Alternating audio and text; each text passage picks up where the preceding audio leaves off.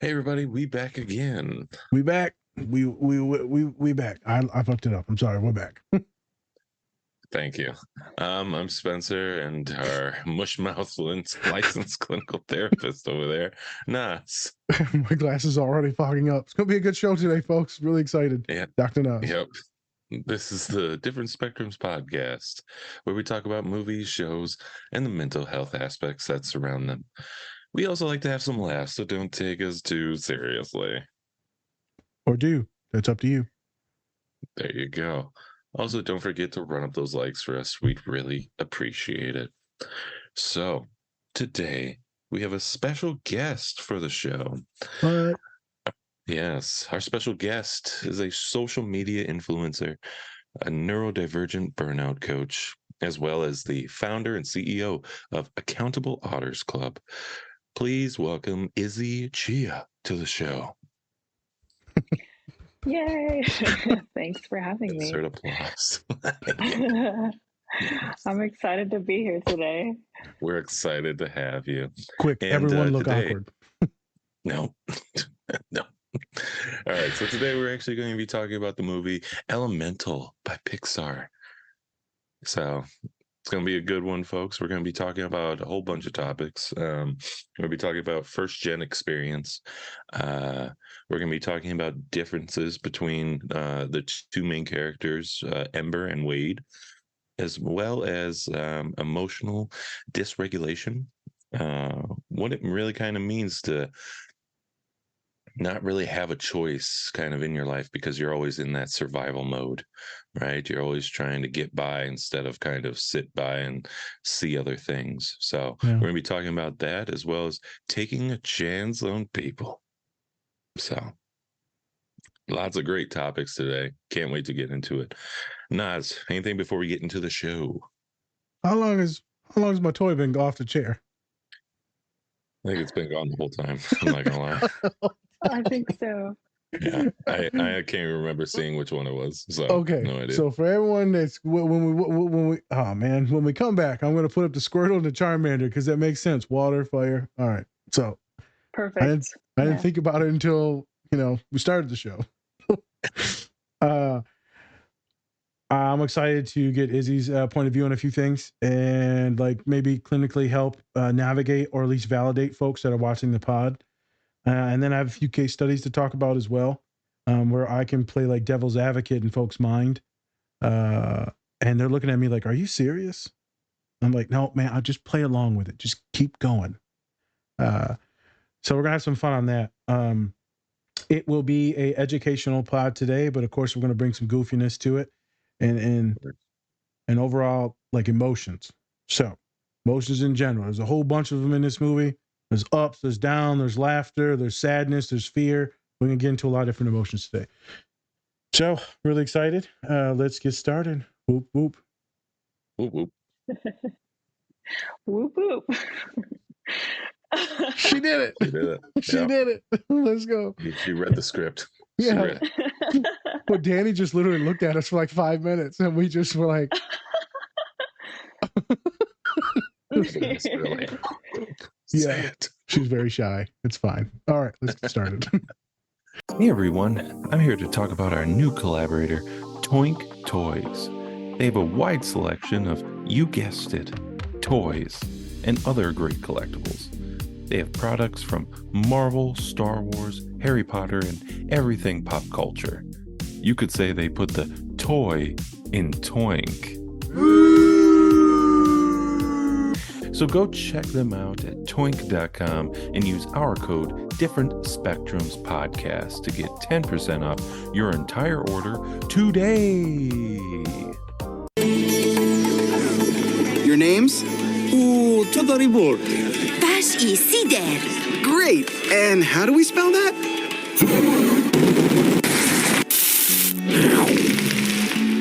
How about we just go with Bernie and Cinder?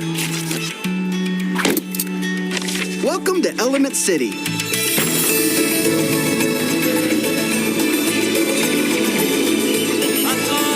Unbox for sale.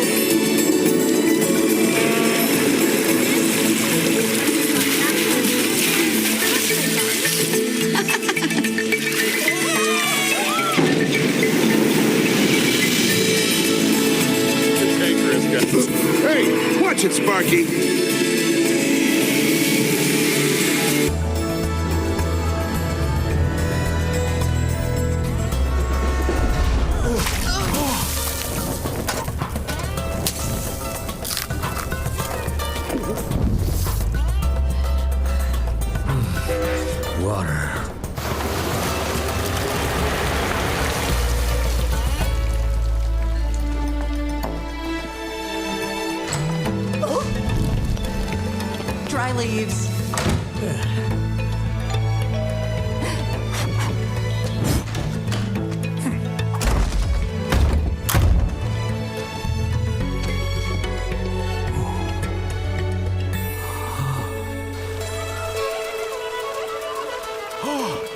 Kokoshaas! Ribeye core, Trix, Taus, sorry. Cosaldri burdi. I'm okay. Ikis or. Besk, sorry. Oh.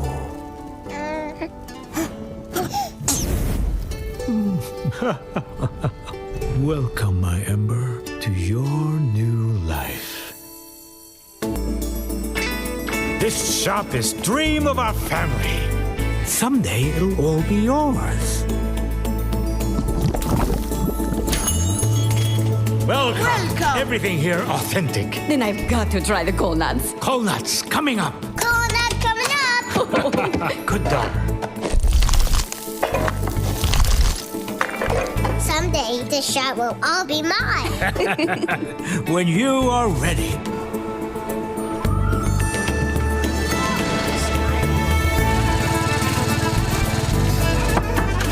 Delivery. 2 sugar pops, please. I got it, Ashra.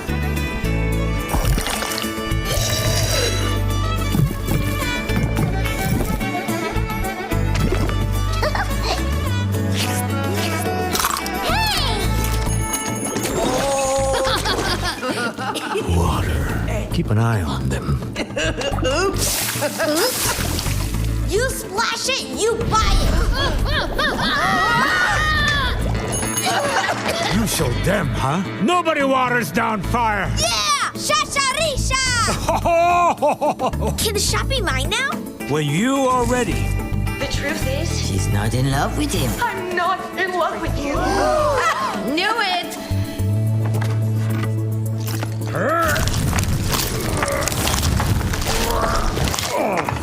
Ashfa, customer. How about you take it today? For real?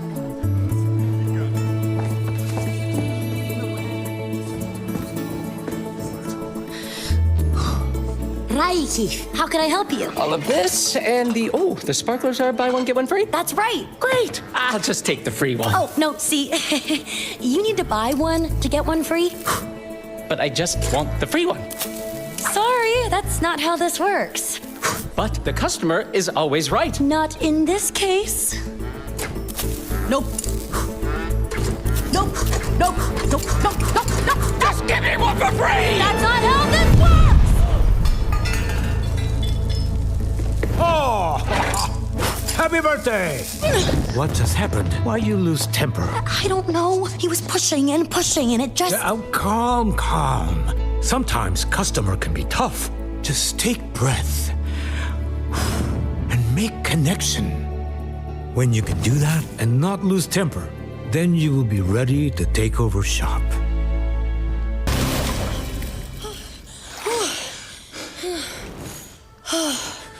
I'm so sorry. I should never. Are you kidding? That was amazing! I finally saw Viviseria!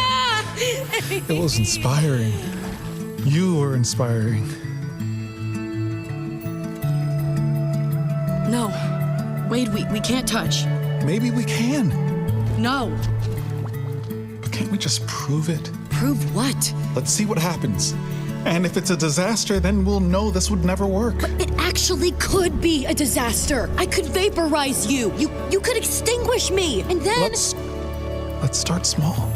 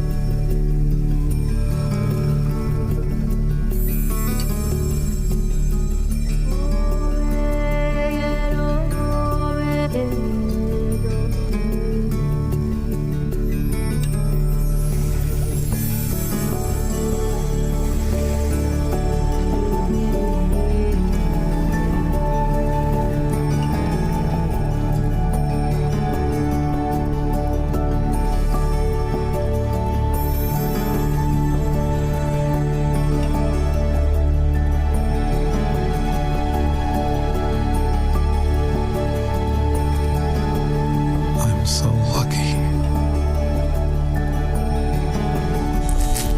I'm so lucky I have you.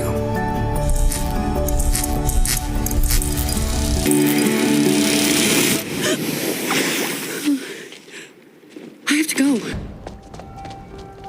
Wait, what? Where are you going? Back to my life at the shop, where I belong. I take over tomorrow. Whoa, hold up.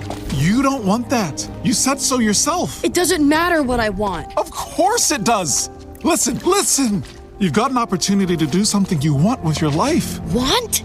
Yeah, that may work in your rich kid follow your heart family, but getting to do what you want is a luxury, and not for people like me. Why not? Just tell your father how you feel. This is too important. Maybe he'll agree. Oh, yeah. Funny.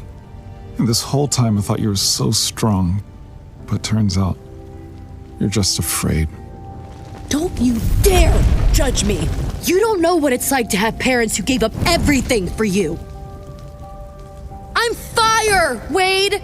I can't be anything more than that. It's what I am and what my family is. It's our way of life. I cannot throw all of that away just for you. I don't understand. And that alone is a reason this could never work. It's over, Wade.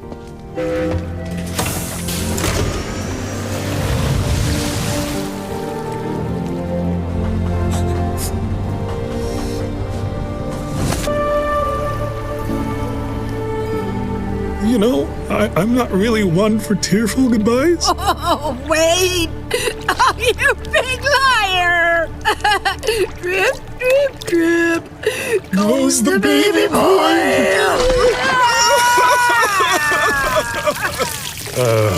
Are you sure about this one? I'm sure. Dad, I'm sorry the internship is so far away. I mean, it's the best glass design company in the world, but who knows if it'll become a real job? I'll be back in a few months anyway, and it might not end up being anything. Yeah, shh. Go. Start new life. Your mother and I will be here. Now with more time for hanky-panky. Shush.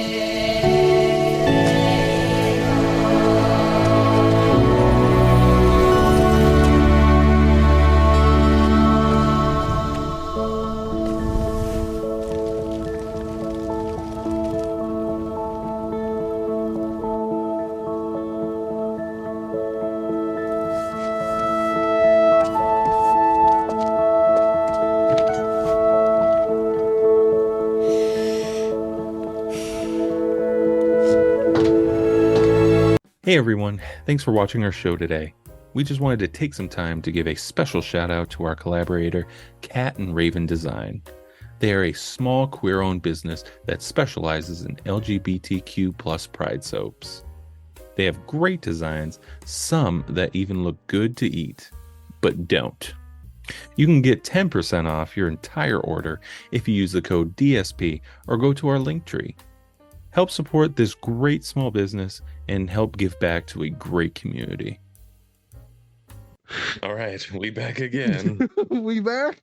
We're back and we're live. And now I have the appropriate stuffed animals here. So, and they are not copy and pasted like the ones in the beginning will be.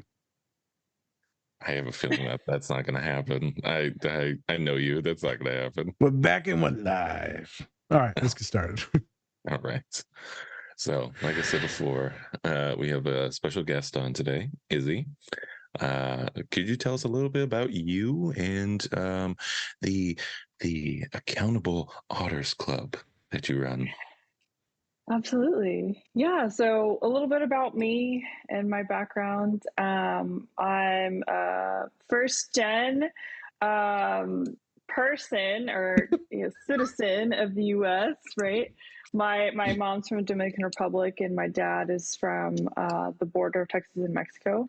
And so I grew up in a very strong Latin household with all of their strong values that comes with that. Very heavy on the religion. And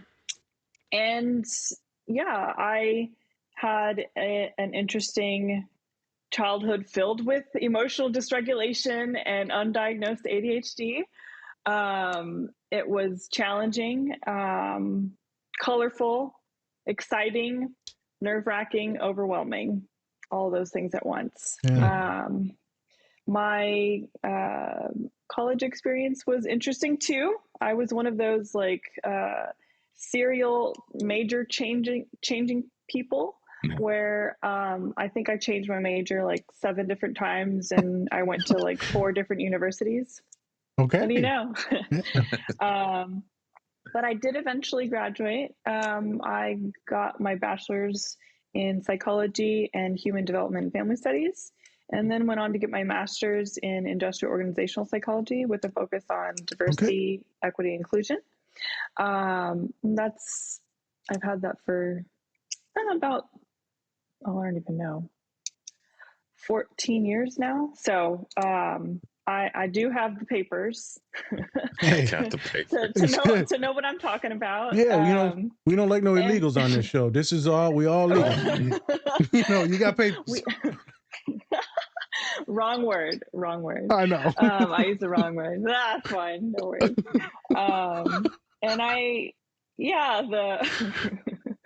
And you did give me a heads up. This is a interesting show. So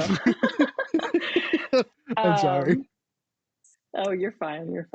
Yeah, and I had a really horrible bout of neurodivergent burnout as a result of the pandemic and having my family here all the time, and being a small business owner that completely changed my business model to survive.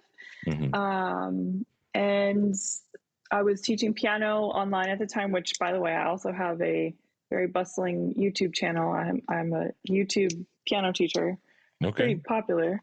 All right. And but that got to be a lot. I had almost 40 students privately, and then teaching thousands online, and it got to be too much, obviously. Breakdown, burnout led me to my ADHD diagnosis in October of 2021. And then, being the ADHD brain that I am, I hyper-focused like crazy on learning what the heck I was dealing with. And then I created my page, right? Izzie and ADHD initially started as just a page that I was trying to learn who I was through teaching and educating people about the different aspects of ADHD. And it got popular, apparently. And now, like, people like me online. Not like they didn't like me before, but now they like me for more reasons, right?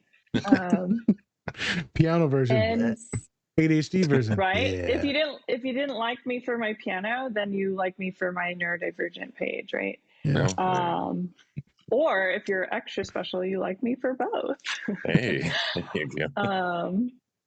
And then, as a result of that, I wanted to start making some practical moves to equip people with community space and support to do burnout prevention and accountability and burnout recovery through the Accountable Otters Club. So all of that led me to creating this space where we center community care and self-care through balanced planning and intentional planning of our days through something called romp and raft planning. So it's action days and rest days. We learn how to balance these things out, specifically designed for the neurodivergent brain. So we're doing really good. We're doing great.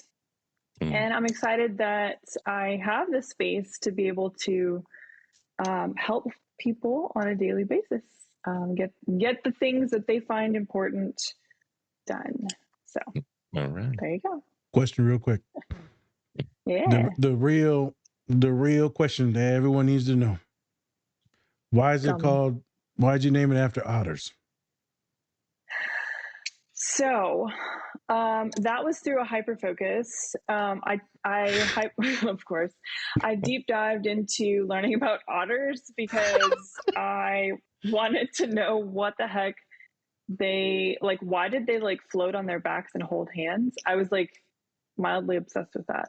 And I found through learning about the biology of otters that is called rafting, right? So that's called rafting. They hold hands and they float, and they allow each other to rest while the other is like taking care of like being vigilant and stuff like that. So to me, it was like a metaphor of like community care, where we're rafting together. You take the time to rest for yourself while others are sort of making sure that you're in a good space. I also am obsessed with acronyms. So I know that's really random, but I love. Okay, so this is you're no, yeah. I'm pretty sure I'm on that lovely spectrum as well. So as we, okay, you can see I'm talking with my hands now. That's right. So with the acronyms, RAFT, I took the acronym RAFT, and of course my thinking space is really being excited right now. I'm firing. Do your thing. The acronym that I use for resting in our club is rafting, right? So you have the otters rafting and floating, but the acronym is reflection, assessment of your day, how do you feel about the day, and think about your next steps. So RAFT. So that's what we do on those specific rest days. And then on the flip side, the action days. Otters, when they're on land, they do something called romping, right? And romping, you think it's like playful, whatever. I love a good romp now. Getting their, yeah. So they're getting their things done, right? They find their food, they play, they get their energy out, right? So that's another acronym that I call for the romp. As we classify our days in our club, here I go. It's regular, realistic opportunities for measurable, meaningful progress. Okay, RROMMP,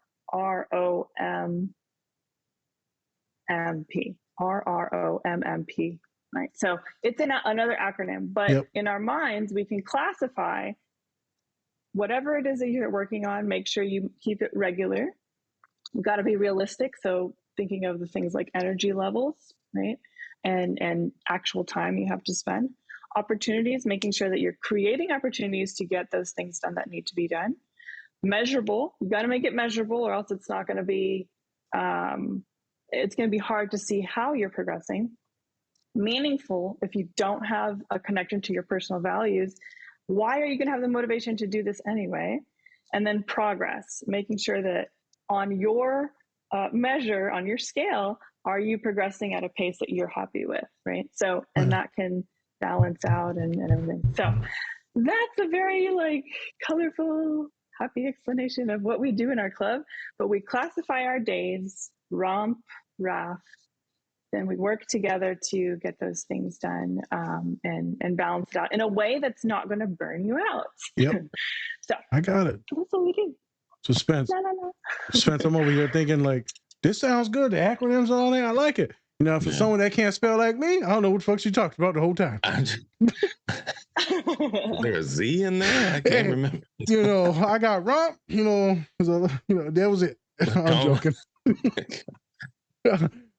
She's trying to spell things, and then I'm trying to like visualize the words, and then the words are just dancing around, and I'm like, damn it, dyslexia. I hate you. You got me again. Dyslexia. Damn you, Jesus. I'll show it to you after. I have a nice little thing, visual to look at. I was good with all of it, but like some of it though, my brain was like, how the hell you spell rest? So, you know, right, you know, anytime someone comes on the podcast trying to spell, I immediately take offense. Why are you trying to spell in front of me? I don't get it. Yeah. Well, the first time remember, Spence, someone tried to say, I think they were from like Appalachia. And I said, spell Appalachia. I can't even spell that. No, that's a tough one.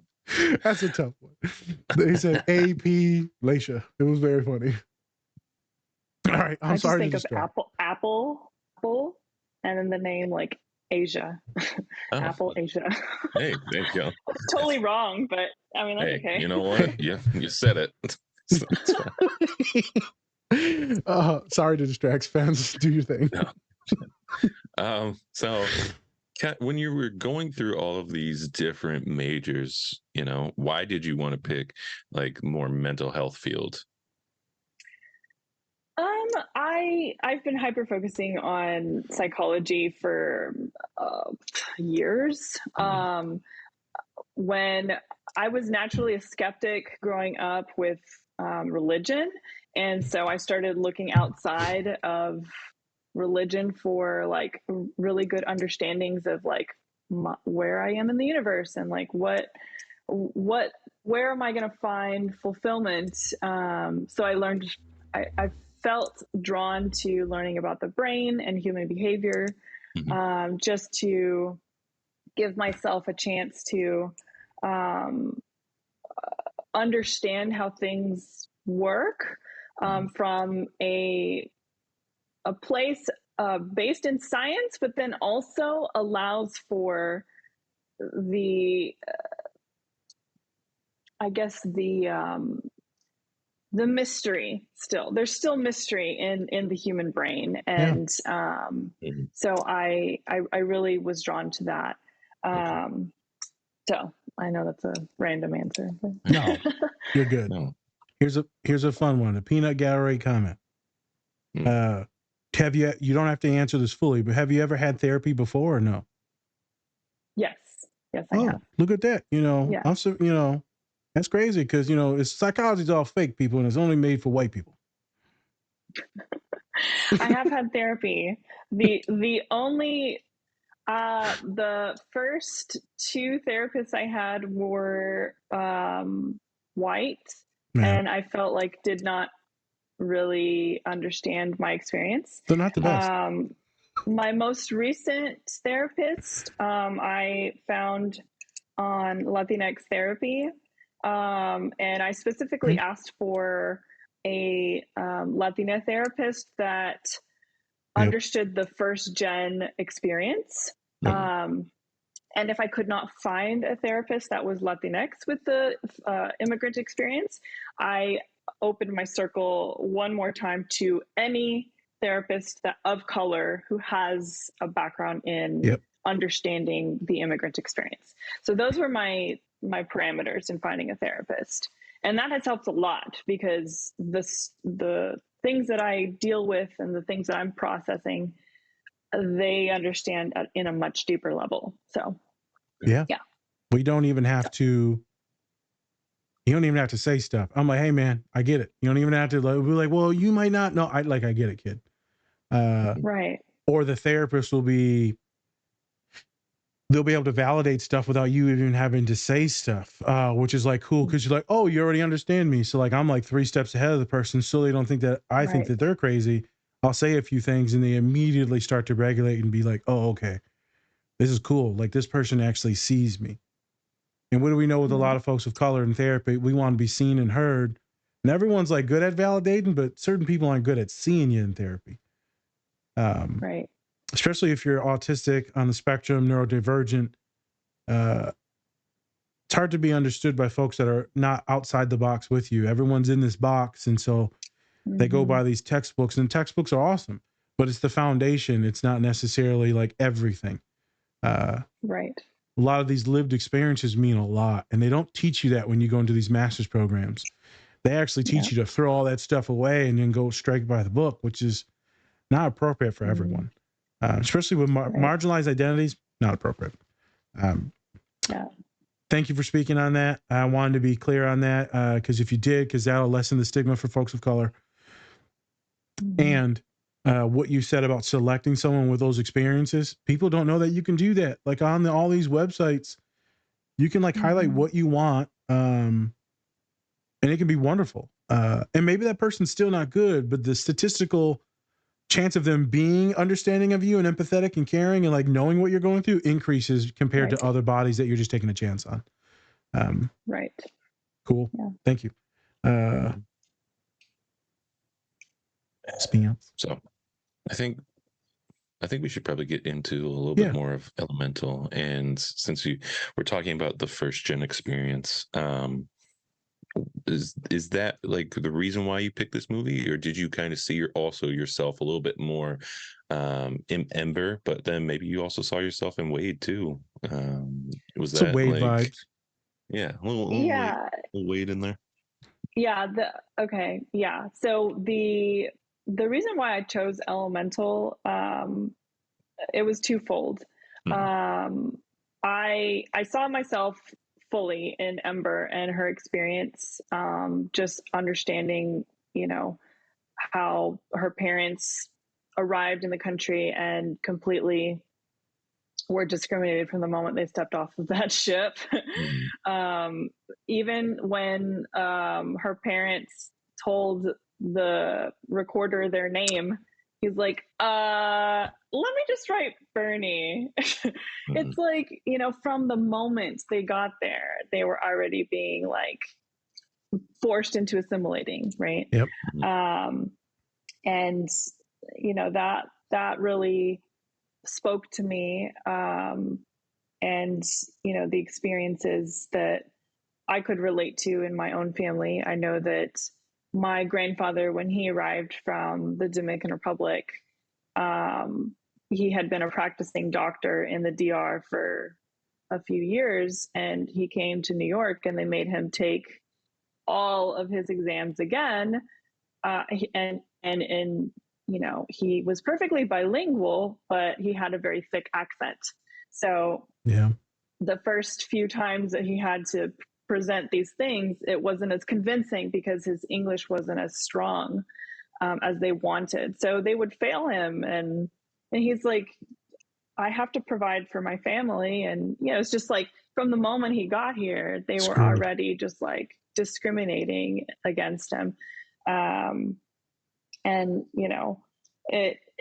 It was just an experience that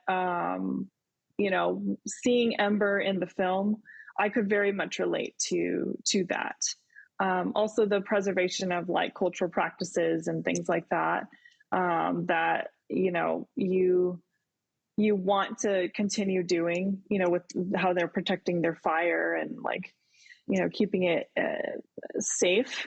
A lot of these cultural practices and rituals and things like that you would do in your own families, it would make you nervous because you don't know how that would be perceived by others around you, like in your neighborhood or at school. And, going into things like food, like anytime I would take food to school that was cultural, it would be like, I would get made fun of, and, my parents would be ashamed because I wouldn't eat.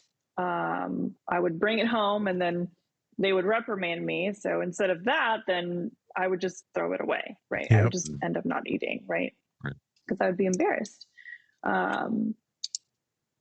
So that opens up a whole another thing with issues with food, but I won't get into that. But then you mentioned the things with Wade. I really could relate to Wade in that he was very outwardly emotional and unafraid to express himself emotionally. I found that personally, I am a crier. I'm a crier all the time with anything. It could be when I'm even remotely nervous about something, I will cry. Those few scenes that we saw, I was like already like boo-hooing. Like I had you could see it in my face. Like it doesn't take much. I can put on the worst for me is like when I'm driving in the car and I'm listening to, like, I'm very my deep special interest is like classical music, romantic music, like all from the like time periods from a long time ago, Baroque, anything like that. If it's in the key of E flat major, I will lose it, right?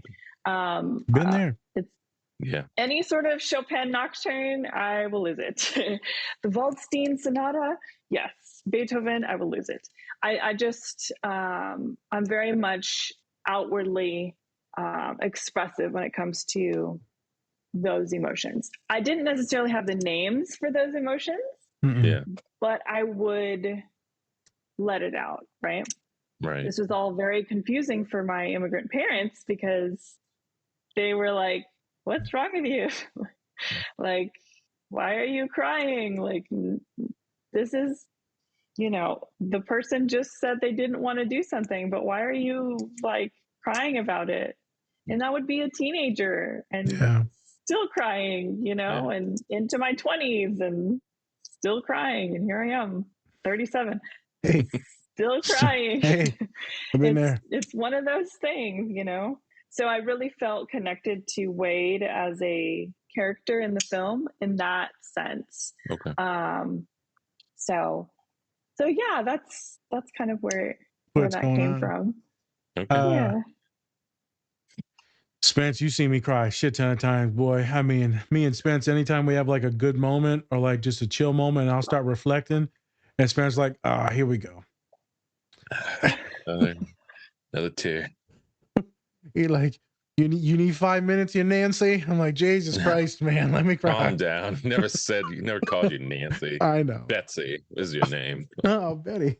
I like Betty. Betty and Bobby. Jesus. Betty and Bobby. Those would be our stage names. I was just recently talking to a student. I said, I guess this new word they call a lot of folks on the spectrum was like highly sensitive. They're highly sensitive individuals. I'm like, is this the new Asperger's? Like, what is this? It's a code. It's a code. I know. It's a code for autistic or on the spectrum. I know. My parents looked into different sorts of books and things like that. Even I could probably go on my mom's bookshelf today and find like these old books on it was like left-hander syndrome. All the left-handers are all so emotional. No, they're on the spectrum. No, like, they're just part of the devil. No, it's like HSP, highly sensitive person. Yeah, empaths. Yep. And so I was talking to my kid because I got a bunch of students, and a couple of them like identical in almost every way, man. Like every way. I eventually got them to sign some releases and had them like meet each other in person because they were like the same person, same name and everything. It was hilarious. I'm like, y'all need to meet. What was wild is like I didn't realize that one was on the spectrum until like 2 years later when I already knew the one was. I don't know why I didn't see the other one as being on the spectrum. So someone even like me can miss it.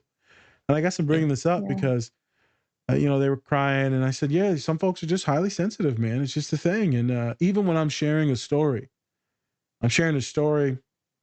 about me going to the movie theater for, I think it was either Thanksgiving or Christmas. And it was with my mom. My brothers wanted to go watch this movie called Next Day Air, a comedy. Spence, you might remember that movie back in the day. Yeah. And then from Scrubs. Yes.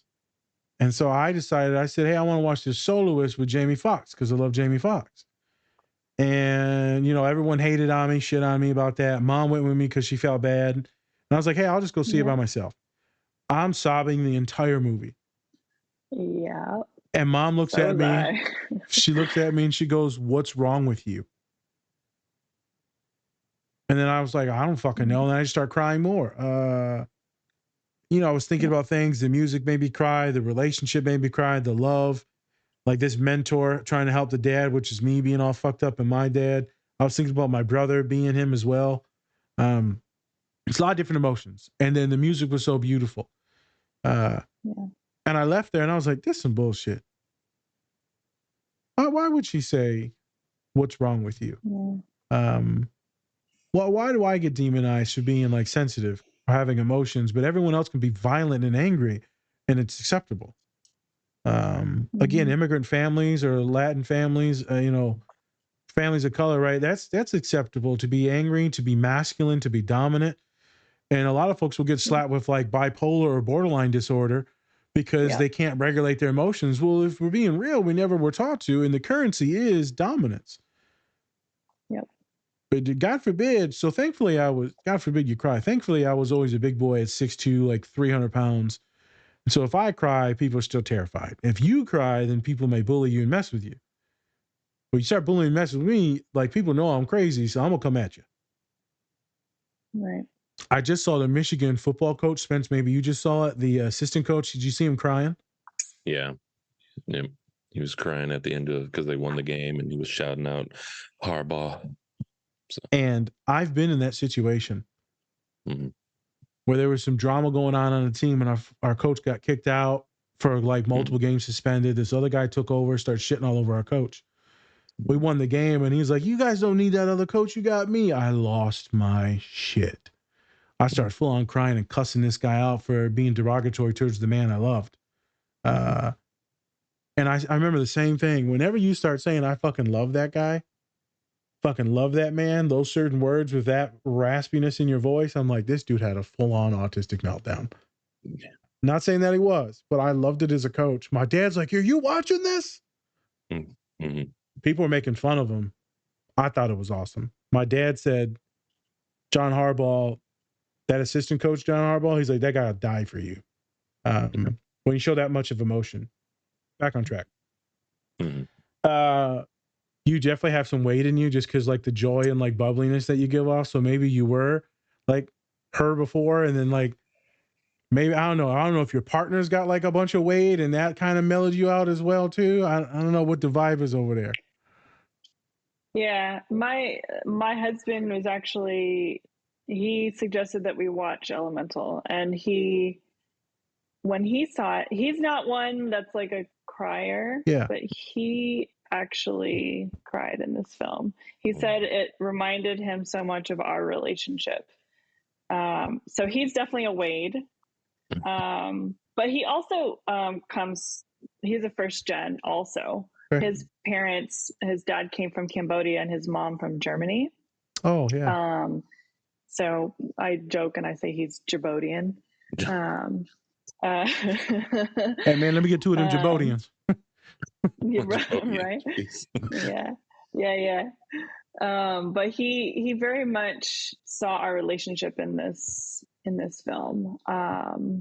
Because when we first got together, I mean, well, I'm not going to say I've lost my fire. I'm totally still have my fire. But it's a lot. He is the steam is very much like around when we're together. Like he balances me out. It's like a really healthy steam room, right? So yeah, I'll just say that we do a good job of balancing each other. So it's steamy in there. Yeah. That's a nice household. Well, your fire and your water, you know. Oh Jesus, Spence. I don't know how you experience some things. Like when you get into these real good, because there's a good love scene that obviously is one of the clips.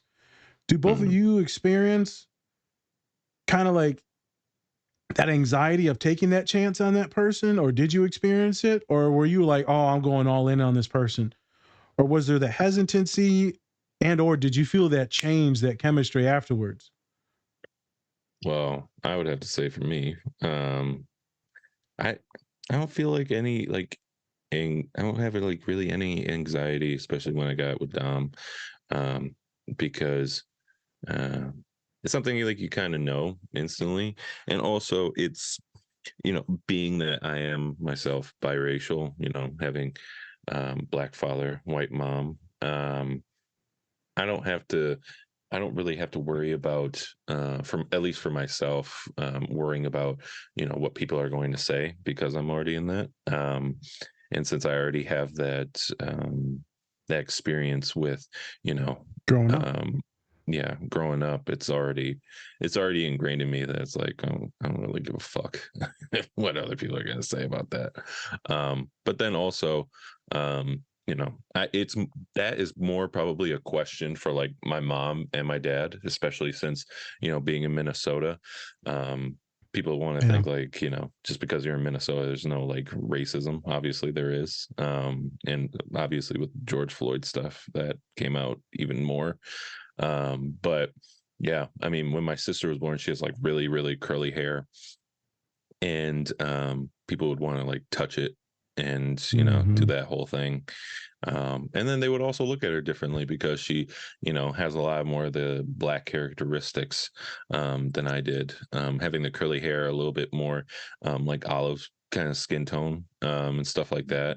And, see her and my dad together with, this kid, it's a way different experience than what I'm experiencing. And also, 2023, it's a little bit better of a time where people are actually accepting like the interracial like marriages and things like that on a way better scale than they did, especially when my parents were together. So there's that, but at the same time, I don't really think about that stuff when other people are thinking about it. I just think about if I'm happy and she's happy, then we're good. So were you anxious when you were just in general about loving Dom, or like, because I remember there's a funny story with Dom. Yeah. She's actually here now. So I get to tell this story while she's right here on the pod. So we already got consent because it's already been on the pod. So Spencer, once you talk about this, then Izzy, we're going to give it to you. I tell all her friends anyways, and I laugh about it. So it is what it is. So story time with Spencer. For me, I want her to grow as a person, right? And so I felt that her saying I love you first was a big step because she's very anxious, gets very, sweaty. Like, you ever seen Nick Miller on New Girl where the back gets very sweaty? That's her. And so she's freaking out right now. And so me and her, we were sitting in bed, and then she goes, I have something to say to you. All right. I have something to say. It's going to take a minute, but I just wanted to say that she gagged that she's saying it. Just like that. I'm not even being over dramatic. She literally did that. And then she's like, I love you. And I was like, I love you too. Like, it was this whole thing where she's freaking out. And I'm just like, yeah, I love you too. And it was easy. It was a simple moment, right? And so she could probably talk to him more about the anxiety of it more than I can. And that's the thing, like, I really wanted her to say it because I felt like for her, it was a very, it was a very good thing for her to kind of grow and learn, and just, her to be the first one to say it instead of just relying on me to be the first one to say it. Because, I think it means, like, I love you means so much more, especially in her eyes. Like, I love her a lot, but I think I love you means a lot more to her. Yeah. And especially since, she's an emotional person. So I think like that really, helped along with it. So it's a highly and also she did person. relate to Izzy. She related as Izzy was saying, like, yeah, I cried everything. She was just like, so do I. Yes. Highly sensitive person, Dom is highly sensitive person. Did she just say Jesus? She said too sensitive. Too sensitive. Yeah, she's autistic as shit. So I love you, Dom. She said it seems to be so. It seems to be sus. Izzy, was that with you at all when you were finding your partner and you're like, this the one? Mm-hmm. Or was it weird? Because I have a lot of folks that are real hesitant into getting in relationships, and it brings a lot of anxiety, a lot of excitement, a lot of anxiety. And so I just wondered for you, well, how was it, right? Because you grew up with that family, that dynamic. How did you relate to that? Yeah. It was definitely full of anxiety because I had, like, a string of horrible relationships and terrible experiences, and being an undiagnosed neurodivergent person, and not really understanding like what relationships really were. Like I was doing a lot of like mimicry and mirroring what I was seeing, but not really understanding what I was doing. And with when I met my husband, we met on like your good old fashioned Match.com. Okay. Yeah. And I created a profile. My best friend at the time had bought me like a 6-month subscription to it just because she felt horrible. I had just moved back from Mexico and I was going through a breakup, and she's like, "You're moving to Houston. You don't know anybody in Houston. Why don't you create a profile?" So I did.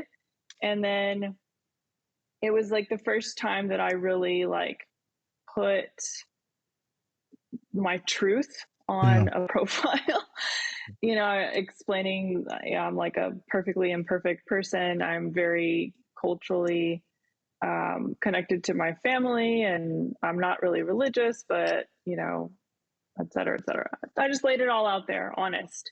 And he was also on Match.com, but on one of those like 3-day trials. Yeah. You know how they give you like 3 days? Yeah. They're like, go through and like, it's not even on an app. It's like on the computer, right? Like, cause this is like in 2008.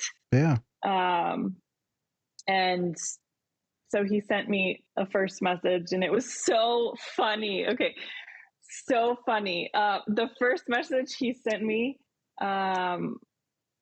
said hi with a question mark. It's like, hi. And that was it. That was all he sent me. And I was like, what is this? So I clicked on his profile, and I could not for the life of me figure out what cultural background he had, because he was just like very, ambiguous. So I was like, that's interesting. And then he talked about being a designer, graphic designer, and, nerdy, lots of references of stuff that I was like, okay, I think I could probably talk to this guy.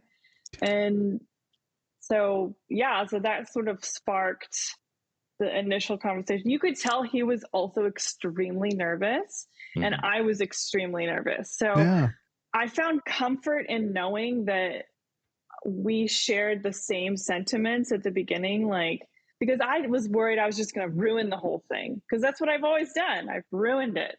And he was nervous of just about like, well, why even take a chance on a person that's probably going to reject me anyway? Yep. So it's like, we slowly started talking and easing into meeting. And, I think we had our email thread ended up being something like 30 emails long. And then from the emails, we went to talking on the phone, because that's what people did back then, right? Yeah. Talking on the phone. Dirty girl. And then we ended up talking on the phone for 2-3 hours every time we would talk. And then we finally met in person, and that was like a big deal. He pulled up in his like really, 25-year-old Honda Accord with chipping paint, and I felt like a catfish, because in my photos I had really long, pretty hair, and then I had a pixie cut when he met me. And I was like, so I chopped all my hair off.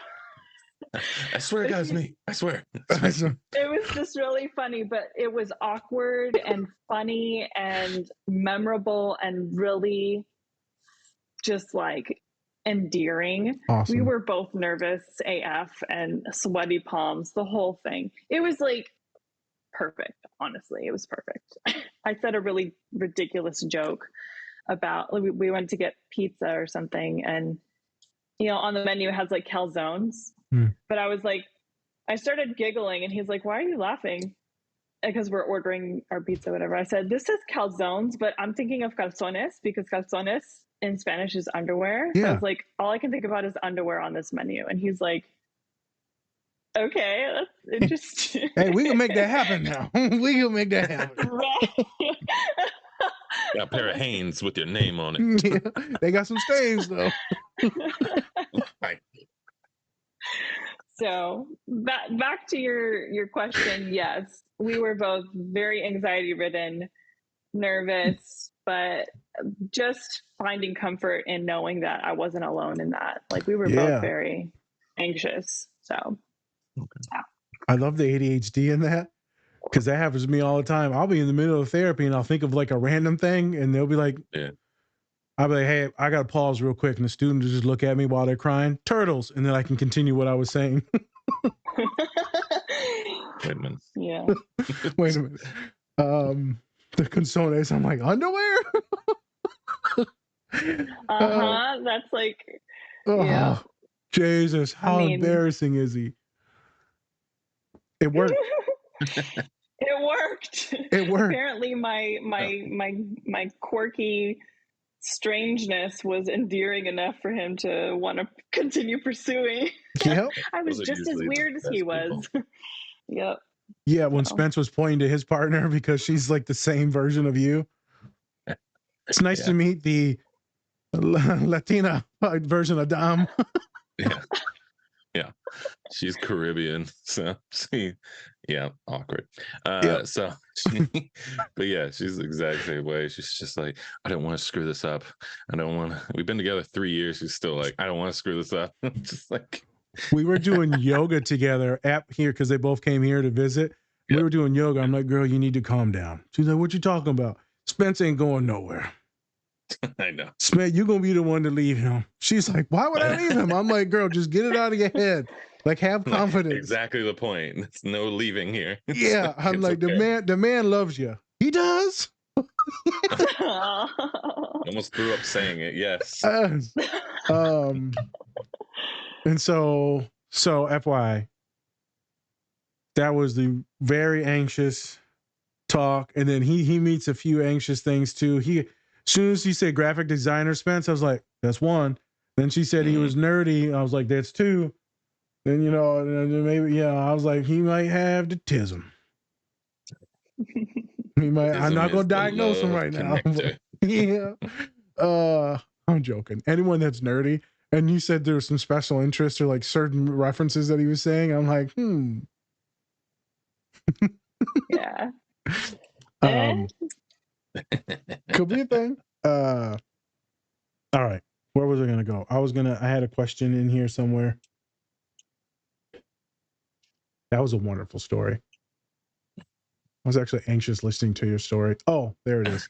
Oh my God. So Izzy's, I don't think I've told anyone this on the pod yet. You're the version of my favorite clients. Whenever they got like your personality, the bubbliness, the anxiety. So then they got like the funny anxiety laughs, right? But then they're also like highly emotional as well too. And so if I change my voice, then I know it's going to make them tank. And then I also know if I need to get away from them tanking, then I'll just change directions real quick and go turtle. And then they'll be like, oh, turtle. So yep. Your version is probably like 10% of my caseload. And they're all wonderful, special humans that I'm not supposed to say this, but platonically just love them to death as humans. They're just fucking awesome humans. And I got a couple of them that are like mentoring other humans now. So I'm like, this is how you do it. And they always come in like you as well, like where they kind of feel shitty about this or that, or I'm not good at this or that. A lot of schools, differences changing. You said something about eating issues, right? There's a lot of things. And now they're mentoring other kids, and other kids are listening to them. And I said, I told you was going to save lives, didn't I? Didn't I? I told you 2 years ago you were going to save lives. And look at you now. I heard one of them say some stuff the other day. That was awesome, how they articulated something to help someone out. After they stopped talking, I was just looking at them. They looked at me.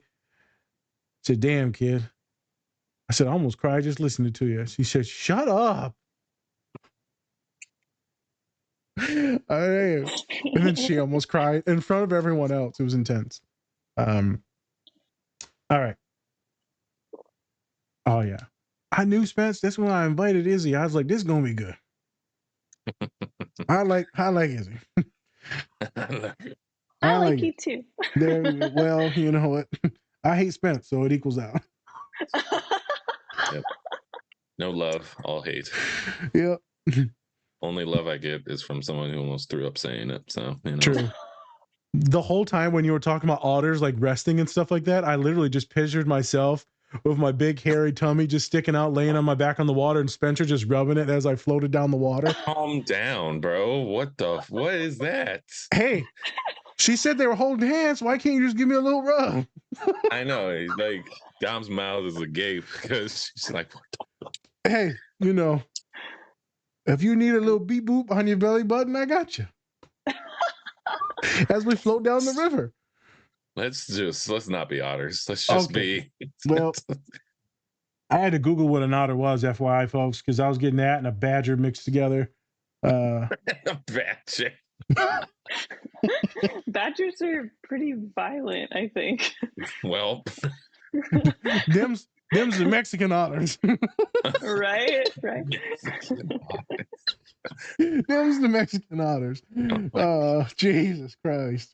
Well, we just got canceled by otters. No, the otter community. The Otter Society of America has canceled them.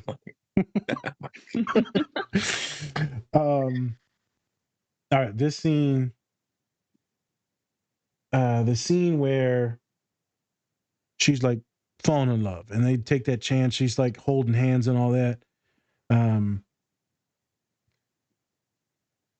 It's a tough place to be. If you got relationship issues, anxiety issues, trauma issues, family issues, like abuse, mental, physical, sexual, emotional, any of those different things.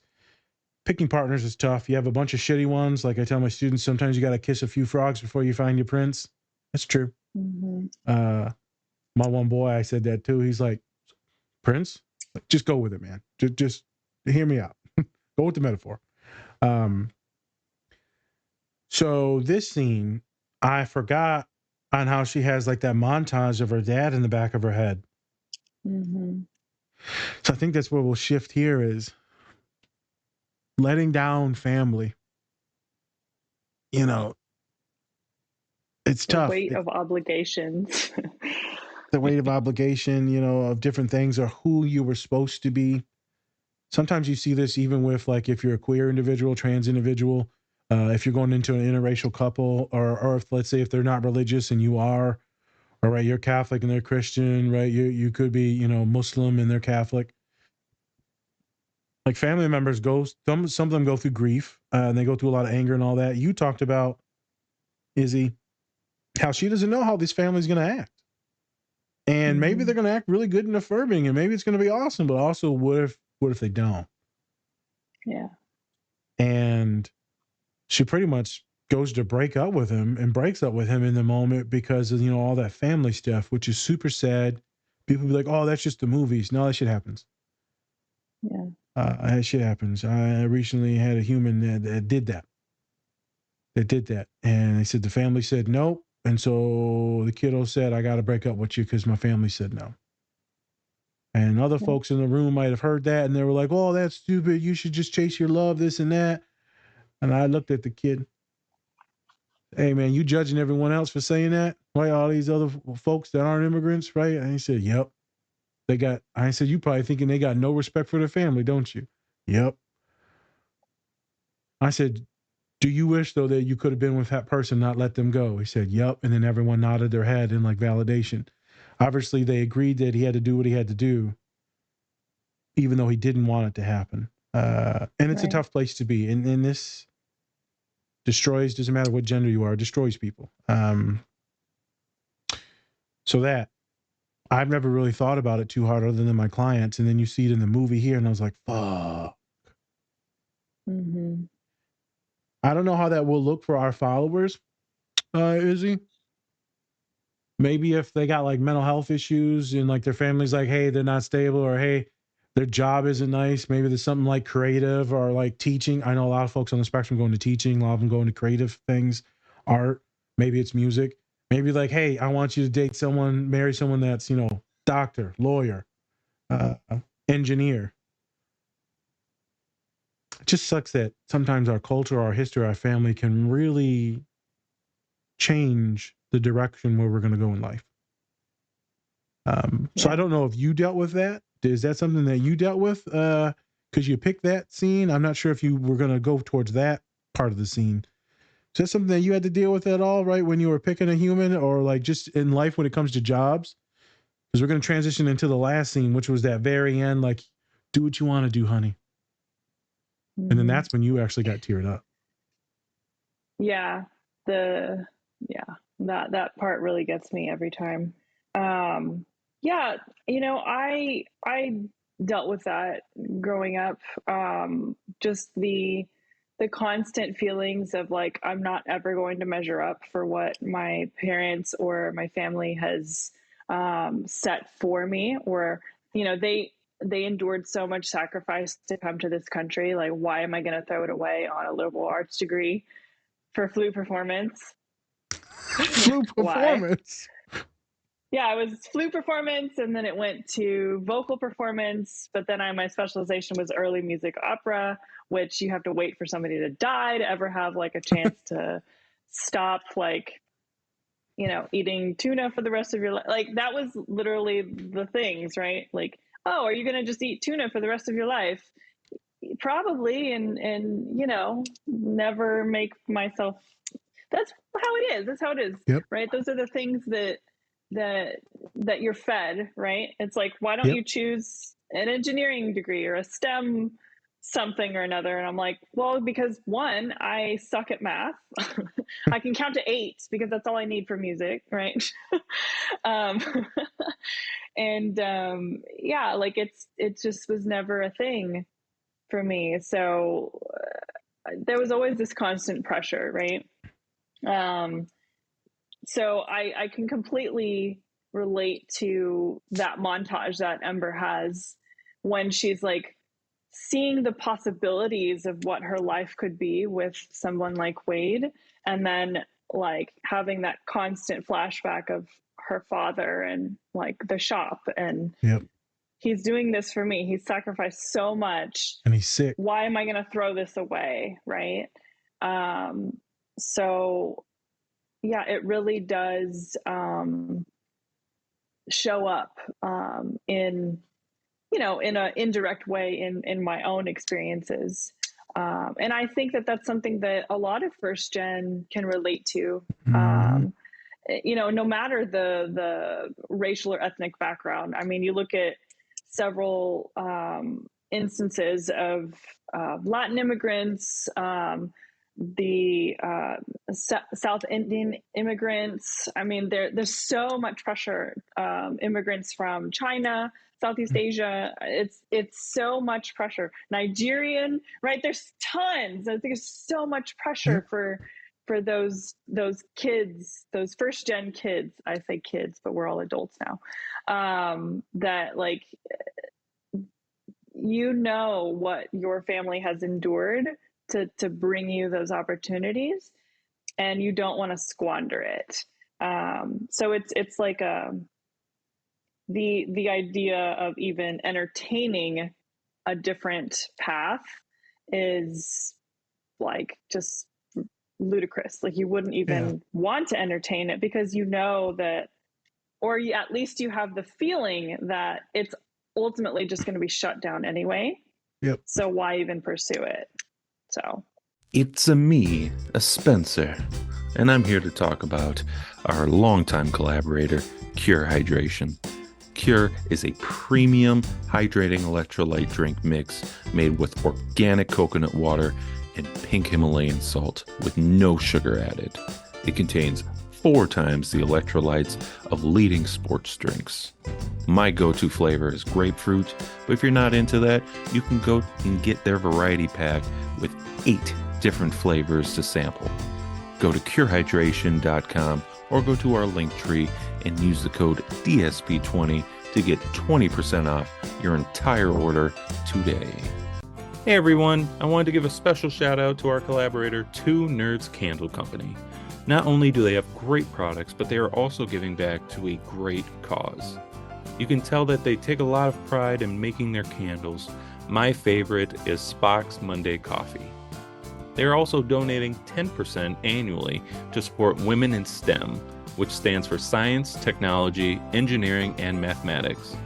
You can use our code DSP or go to our link tree to get 20% off your entire order. We think that this company is great, and we think you will too. So go check them out. Yeah, I don't know if that answered your question. No, it did. Spence, I was thinking of the dragon from Mulan. Dishonor. Right. Dishonor on your family, dishonor on you, dishonor on your cow, which was a horse. Mm-hmm. Yeah, that's right. It's a thing, man. I hear the dog. Yeah, and she's scratching. It's because my husband just pulled up. The kids are going to be coming in here in a little bit. So Okay. No problem. No problem. So they just come in. I hate my mom. They're probably going to be like, I'm hungry. Probably. So if we got to pause it. He just texted me and said, like, what time do you finish? And I said, soon. Well, I'll say fairly soon, but fairly soon. You know, he wants to be respectful. He doesn't want to interrupt. So Yep. Yeah. It's a lot for a lot of my international students at the college level to go against what family did. It's tough. Economics is a big thing. Economics for a lot of my students that are here still in the States and that are just like white students. Parents provided a lot. If it's sports related, parents provided a lot for sports and travel to get them these big scholarships. And so they can't quit their sport. Otherwise, they're giving up on what their parents wanted them to do. It could lead to a lot of identity loss, a lot of depression, a lot of sadness, sometimes suicidality. Because to go back home and to face that shame is something that you don't want to do. Most of the time, people don't tell people when they're anxious or depressed because they don't want to burden their parents. My parents will freak out. I can't tell them. And I've had it where they do tell the parents and they'll be like, hey, so this is probably going to be the person that I marry. Are you going to come to the wedding? And I've had it where the parents are like, no. Because, it's a gay marriage. No, because it's different race. No, because it's different. It's tough. And so they look at me and I can't therapize that. We just got to be like, it sucks. I usually tell them, hey, kid, I'll go if you want me to. It's tough. So I'm glad that was one of the clips that we used. The last scene. Maybe Spence was seeing it too. I don't know. Obviously, right, you did one of these. And I was like, I thought you were, I didn't know if you were crying or she was talking about I was crying and then I was like, no, she's crying. Yeah. Yeah. Issues and everything. Yeah. What was going on there? That scene always gets me. It's mainly because earlier in the film, with the backstory of the father, when he had to originally leave his homeland, he left without the blessing of his own father. So he had like this trauma from leaving his own country and going to a new country and not ever having the blessing of his family to do that.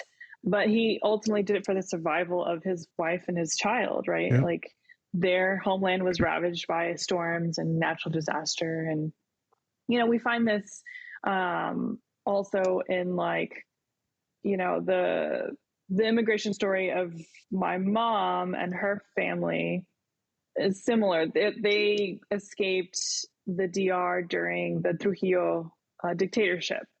So it was more of a forcible migration to New York because of the dangers, the political climate, and the disappearing of uncles and being thrown in jail. It's very much like just some very horrible things.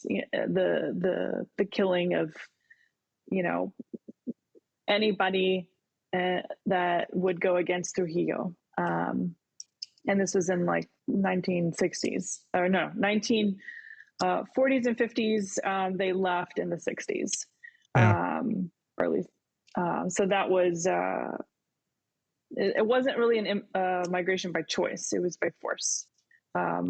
She wouldn't necessarily call herself a refugee, but by definitions, they were refugees. Yeah. They left because of a difficult situation.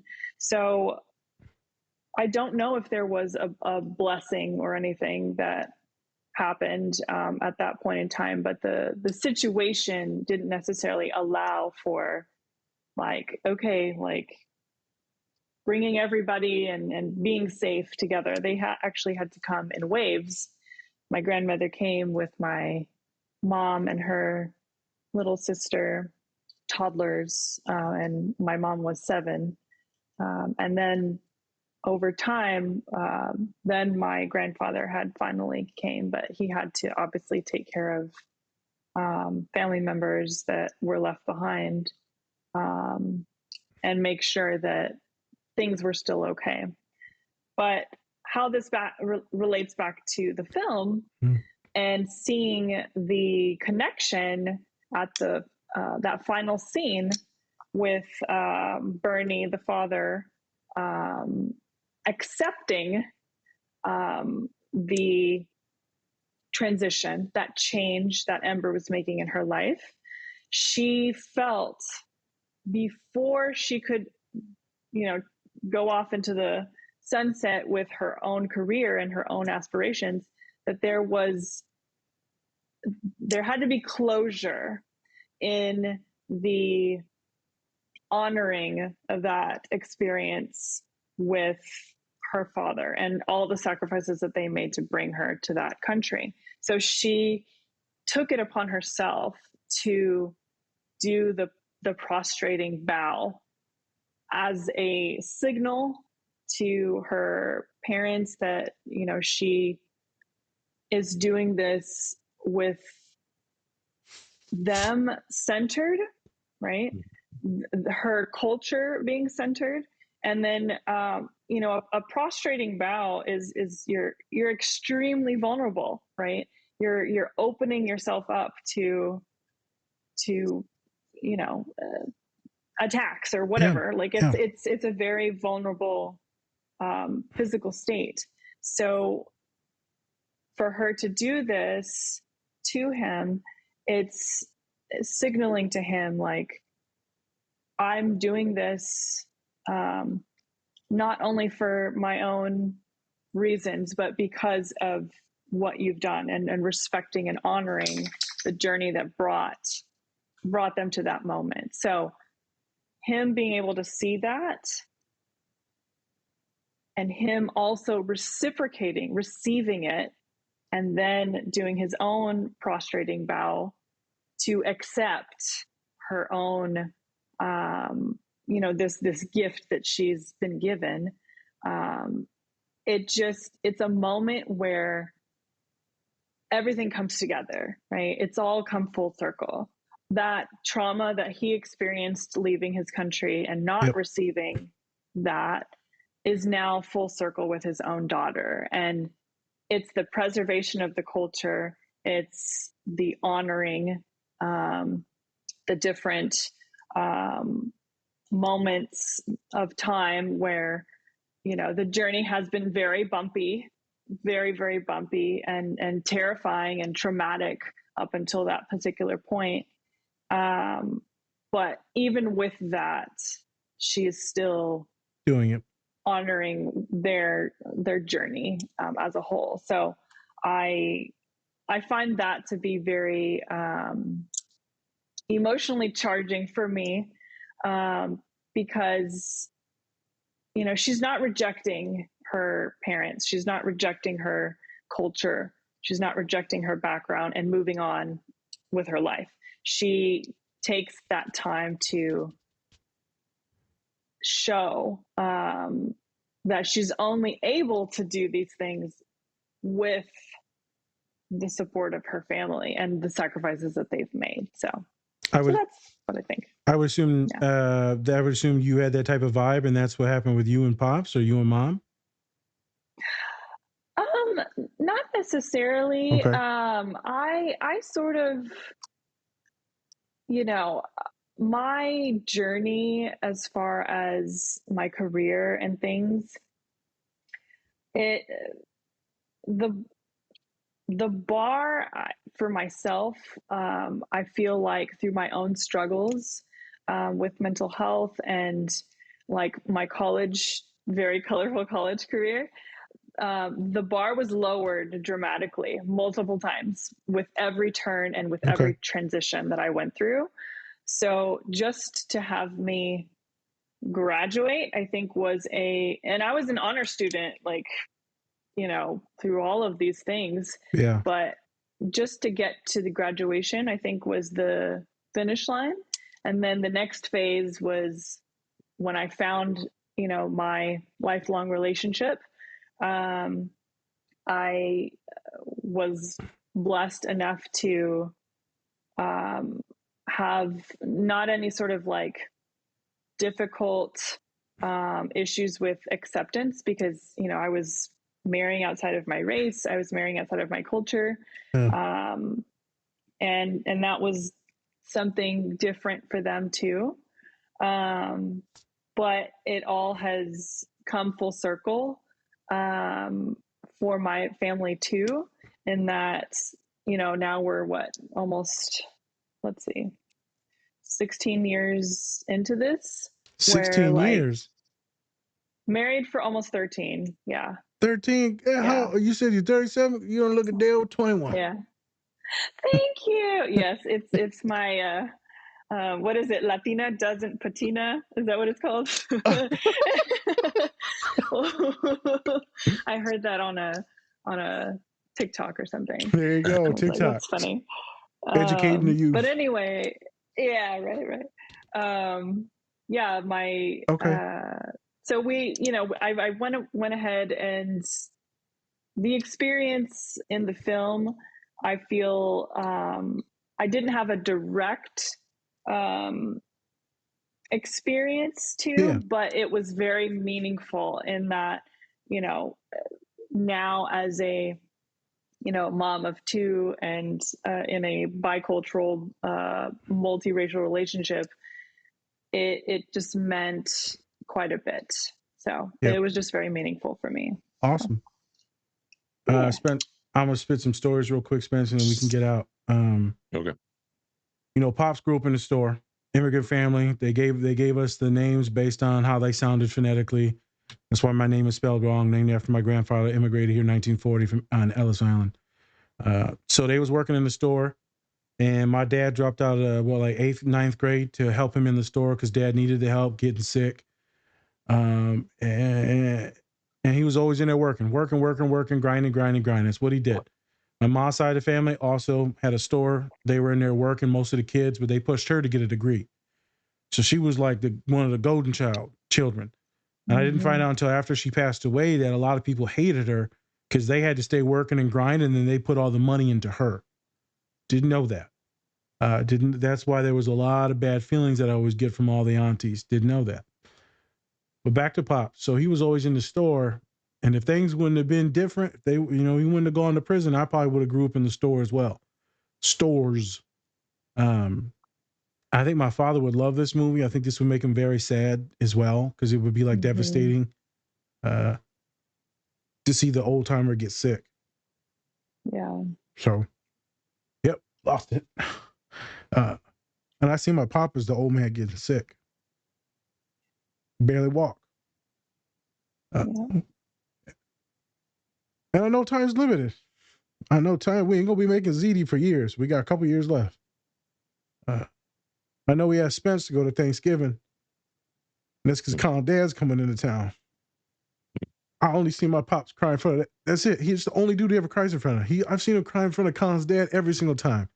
We're gonna have a blast. We're gonna eat a bunch of food. The baby's gonna be here. Colin's gonna be here. He's like, it'd be nice if Spence could go. And I was like, dude, that's tough, right? He's got his moms and shit. It's tough to see parents get old, man. It's tough.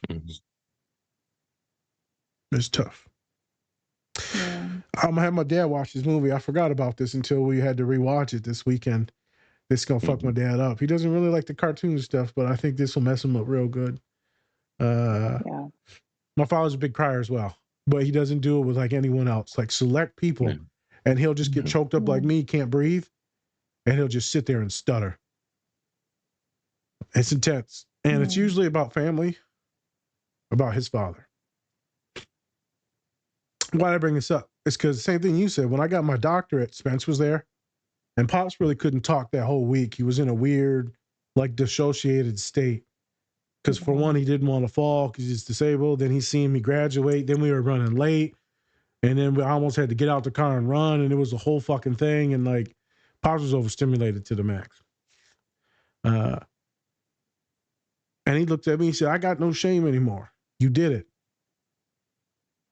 You got the same name as your grandpa. And you did it. They call you Dr. Zerka now. He said, ain't that some shit? When a couple years ago, we was like homeless, hustling. And now like life is good. And like I save people's lives and shit. And now me and Spencer just talking shit, having a podcast, having lovely people like you on. It's crazy how life changes. Yeah. Crazy how much effort and like the foundation of like human sacrifices that we live on, the backs of our grandparents and ancestors. It's fucking nuts if you think about it. So it's a good movie. I enjoyed that part, but every dad scene when he was sick was like fucking soul crushing for me. I was like, oh, fuck. And that's also when I ignore and I just act like my father's okay. I'm like, nah, he's fine. He's faking it. Been faking it for 20 years. He's like, oh yeah, I can barely hold a cup now, but I'm faking it, huh, asshole? Yeah. As soon as you leave, he just starts jogging around the house. All his friends come over. It's like, hey, come on. Just smoking party. cigarettes in the kitchen. So I wanted to pay homage to that, to a lot of us that are having parents that are getting old, and also how it's acceptable to be like very emotional and cry. I knew I was going to cry when I talked about this scene. That's when Izzie cried earlier, and I was like, yes. I'm not the only one, because Spencer just like, piece of shit. I'm just like deadpan, like, what? What's happening? There's I don't understand. So that was my thing. Pops will watch this, and I'm sure this will fuck him up in about a month. That's good. I'm glad you. He's going to be traumatized in about a month when this releases. He's like, for real, man? Hey, you know what? This is great real content. So thanks. Oh, yeah. Appreciate that. There you go. Just me just crying. There you go. It's just not rocket. Have a good man cry. There you go. You love a good man crying, but you won't rub my stomach while I'm floating down the river. Look, man, there's certain things, all right? I don't need to get my hand tangled in their chest hair. It's not working. I don't want that. All right. I pay extra. I pay extra. Oh, my God. I'm sorry. You can't. Right, with that. Wrap up. Yeah. Is there anything else that needs to be said, Izzy, on what you want to contribute to the movie or the show, or this is your time to speak on that? You got any seasoning for the folks? Any lemon? No. Any Szechuan. Yeah, I was gonna say, what type of seasoning you want to put on this? Yeah, this film is a diamond in the rough for any first gen or anybody that comes from an immigrant family. It's one of those films that uniquely shows our stories and really can be interpreted as, nuanced as possible with your own family situation. There's different moments and different scenes that you can really take from that. And it's a treasure. I know when Elemental first came out, it didn't really get that great review, which was so surprising. I think it's one of their best films, just for the depth of what they're presenting. So I think that it shouldn't be written off by anyone, and especially from anyone that comes from an immigrant family. They'll find the moments in there that they can relate to the best. So validating. Yep. It's everyone loves to hate on everything now, and especially if there's like anything on like race or like relationships, they're like, oh, this is woke trash. That's just, everyone loves to bash things. That's all it is. They're just lazy and ignorant. I watched the movie. I was shocked because I heard it was terrible, and I watched it and I'm like, this is really good. And it's so, I love Wade. I love me a fat guy with emotions. Yeah. That came off. It's so funny with him and his mom, like, drip, drip, drip. Yeah. It's like so ridiculous, but I loved it. It's intense. So, all right, Spence.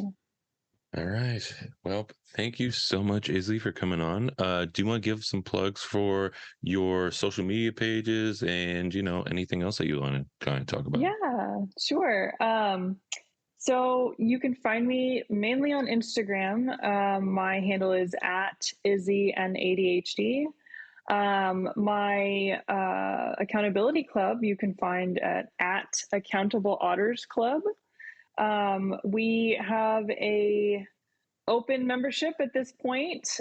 We have a winter special that's going to be announced in about a week. So give our page a follow and make sure to join the newsletter so you can be getting the ins of that winter special coming out.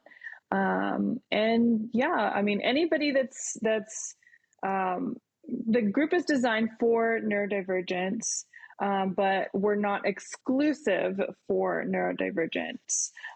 It's mainly for anybody who has been feeling the weight of burnout, or for anybody who gets bored easily. We're basically about navigating that space between boredom and burnout, making sure that it's sustainable. And yeah, that's really about it. What about the piano thing? You still doing that or no? You got a plug for that? Yeah, I mean, you can find me on YouTube if you want to learn piano. I have over 300 videos where you can, the full length lesson videos, where you can learn how to play the piano. It's Izzie Chea Music Studio on YouTube. I think I'm maybe around 9,000 subscribers. It's decent. Yeah. And yeah, I have a little Patreon page too. It's all donation based. So if you want to, send me $5 a month, you can join my Patreon and support me there. But all the lesson videos are available for anybody. And yeah, it's just that little part of me that keeps me connected to my music and the teaching. It's something that I very much found lots of joy in over the last decade. So I enjoy it. Nice. Awesome. Yeah, amazing. Thank you so much for coming on and bringing your perspective. Love to have you back. But yeah, thank you so much. Before we go, shout out to all of our collaborators: Bubs Naturals, Cure Hydration, Pinfinity, Silver Dollar Candle, Two Nerds Candle Company, Cat and Raven Company, and then also Toink Toys. All great stuff. You can get up to 20% off if you use the code DSP or DSP20, or just by going to our link tree or going down into the description of this video. So do that and get your up to 20% off all of our great collaborators. All right. With that, thank you so much. I'm Spencer. That's Naz. This is a Different Spectrums podcast. All right, everyone. Much love. And remember, take care of yourselves. Or don't. That's up to you. All right, Pete. Peace. Bye. Bye.